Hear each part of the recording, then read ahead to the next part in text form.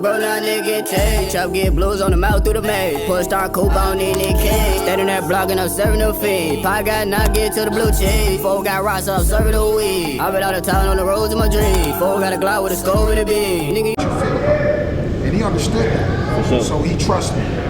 And he'll tell you that, man, the Q is a pain. I'm always on him. But because of that, this is where we are now. Period. You know what I'm saying? And speak on like people, because that's great training. That's great coaching to the tier. But sometimes that's not always, I would say, for a fighter, that's not always what they knowing. I should say that's what they're looking for, but they're not always ready. That's what I should say. Can you speak on the difference of actually just taking that in and actually listening, preparing yourself, you know what I'm saying, staying down, staying focused between somebody that's unfocused and you know what I'm saying?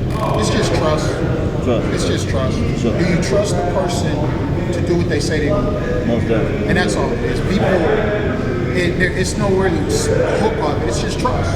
I told him what I could do. He believed it.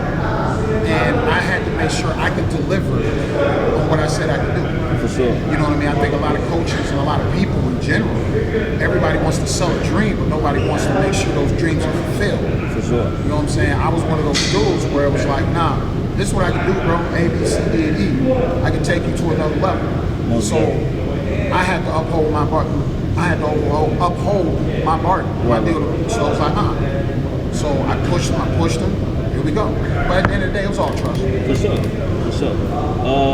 I don't even want to say was it even pressure, because it sounded like, you know what I'm saying, y'all was confident in each other, you know what I'm saying? So basically like a team work ethic, you know what I'm saying, type of thing. So I was gonna ask, like, do you have any like pressure or anybody like, oh yeah, on the outside, like, oh man, you don't think you should pick them up? Or I got tunnel vision, brother. For sure. I can care less about what people say, what they think, or none of the above. You know what I'm saying? It's all about the work.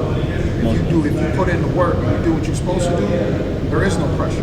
You might have some anxiety every day and then, but there's a difference between anxiety and pressure. But other than that, we put in our work. What we need to be worried for. You know what I'm saying? So that's just what it was. Most definitely. Okay, give me the people love boxing, right? But a lot of people, it's a lot of critics. So give me like one of the hardest things, or some of the hardest things that boxers go through, trainers go through, just to, you know what I'm saying, being in the ring type of thing. I think the hardest thing that trainers go through, man, is just being able to get your fighter to be disciplined. Okay. Boxing's emotional. You know what I'm saying? To control that emotion. Think about it. You get hit. What's the first thing you want to do? You know what I'm saying? You want to hit back. Bug up. Yeah, you know what I'm saying? You want to swell up like, man, I'm here. Yeah, for sure. But you got to be able to contain that and stick to the game plan. You got to be able to contain that and still do the right things. So for fighters, that's the biggest thing, is being able to control their emotions and have the discipline to control their emotions. That's the number one thing. As a trainer, it's just, making sure your fighter is on point. Those are the hardest things, because you're dealing with another person. You know what I mean? So you have to understand who they are, understand how they move, how they talk, the discipline of who they are and all that. You have to be able to understand all those things. And sometimes you can push the wrong button and they can go completely left field. Yeah. You know what I'm saying? So you have to be able to be on top of that. So that's the hardest thing as a trainer for me. Other than that, the work is easy. You know what I mean? You can go to YouTube and watch it 1,000 times and learn how to fight. You know what I'm saying? It's just, as a trainer, can you push the right buttons? Most definitely. Do you have like a certain trick that you do, or is it more like just being able just to read your fighter type of thing? Nah, man. Everything is based off what I need to do at that time. Most definitely. I'm an adjustment guy. Okay. You know what I'm saying? If something goes wrong, we adjust. If something goes right, we keep going. You know what I'm saying? You live in the moment. A lot of, everybody's different. Minds are different. Body types are different. So I can't teach you how I teach that person, because you're bigger, you're shorter, you're taller.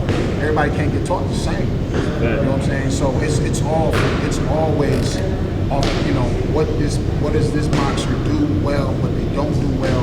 I can't teach him the same as over there. So ain't no specific thing that we do now. That's a fact. Okay, I feel that.